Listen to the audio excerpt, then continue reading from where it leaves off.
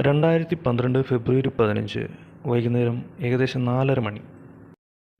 കേരള തീരത്ത് Indian സമുദ്രാതിർത്തിയിൽ 20.5 nautical mile, അതായത് ഏകദേശം 38 കിലോമീറ്റർ അകലെ സെന്റ് ആന്റണീസ് എന്ന ബോട്ടിൽ 2 പേർ മത്സ്യബന്ധനത്തിലേർപ്പെട്ടിരിക്കുകയായിരുന്നു. ഇറ്റലിയുടെ ചരക്ക് കപ്പലായ എൻറിക്ക ലെക്സി ആ സമയം അതുവഴി വരികയും സുരക്ഷയ്ക്ക് നിയോഗിച്ചിരുന്ന നാവികർ മത്സ്യബന്ധനത്തിലേർപ്പെട്ടിരിക്കുന്ന ആ ബോട്ടിന് നേരെ വെടിയുതിർക്കുകയും ചെയ്തു. കടൽ കൊള്ളക്കാരാണെന്ന് തെറ്റിദ്ധരിച്ചാണ് വെടിയുതിർത്തതെന്നാണ് ഇറ്റലിയുടെ ഔദ്യോഗിക ഭാഷ്യം. കപ്പലിനെ ഇന്ത്യൻ നാവികസേന കണ്ടെത്തുകയും കസ്റ്റഡിയിലെടുത്ത് നിയമ നടപടികൾ ആരംഭിക്കുകയും ചെയ്തു. 2013 ജനുവരി 18 സംഭവം നടന്നത് കേരളത്തിൻ്റെ അധികാര പരിധിയിൽ അല്ലെന്ന് സുപ്രീം കോടതി വിധിച്ചു. NIA അന്വേഷണത്തിനും ഉത്തരവിട്ടു. ഇറ്റാലിയൻ നാവികർക്ക് നാട്ടിലേക്ക് മടങ്ങാൻ അനുമതിയും നൽകി.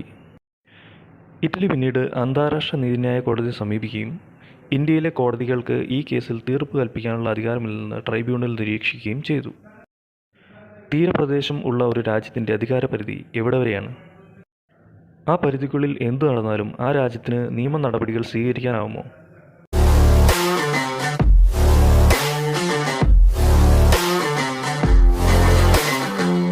ഒരു രാജ്യത്തിൻ്റെ തീരത്തുനിന്നും 12 നോട്ടിക്കൽ മൈൽ അകലെ വരെയുള്ള സമുദ്രപ്രദേശത്തെ ടെറിട്ടോറിയൽ വാട്ടർ എന്ന് പറയുന്നു. ആ രാജ്യത്തിന് അവിടെ പൂർണ്ണ അധികാരമാണുള്ളത്.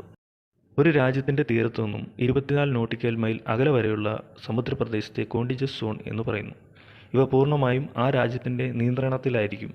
പക്ഷേ അവിടെ കസ്റ്റം, ഇമിഗ്രേഷൻ മുതലായ നിയന്ത്രണങ്ങളെ ഏർപ്പെടുത്താനാവൂ. ഒരു രാജ്യത്തിൻ്റെ തീരത്തുനിന്നും 200 നോട്ടിക്കൽ മൈൽ അകലെ വരെയുള്ള സമുദ്രപ്രദേശത്തെ പ്രത്യേക സാമ്പത്തിക മേഖല എന്ന് പറയുന്നു. ഇവിടെ ഒരു രാജ്യത്തിന് എക്സ്പ്ലോറേഷൻ നടത്താനും മത്സ്യബന്ധനത്തിനുള്ള അവകാശവുമുണ്ട്. 200 നോട്ടിക്കൽ മൈലിനപ്പുറം ഒരു രാജ്യങ്ങളുടെയും നിയന്ത്രണത്തിലല്ലാതെ ഹൈസിയാണ്. കേസിൽ ഉടനീളമുള്ള വാദമുഖം സംഭവം നടന്നത് ഇന്ത്യയുടെ ടെറിട്ടോറിയൽ വാട്ടറിനും അപ്പുറമാണെന്നാണ്. ഒടുവിൽ ഇന്ത്യയിലെ കോടതികൾക്ക് ഈ കേസിൽ വിധി കൽപ്പിക്കാനുള്ള അധികാരമില്ലെന്ന് അന്താരാഷ്ട്ര കോടതിയുടെ വിധി വന്നു. കൊല്ലപ്പെട്ട മത്സ്യത്തൊഴിലാളികളുടെ കുടുംബങ്ങൾക്ക് ധനസഹായത്തിന് അർഹതയുണ്ടെന്നും വിധിയിൽ പറഞ്ഞിരുന്നു.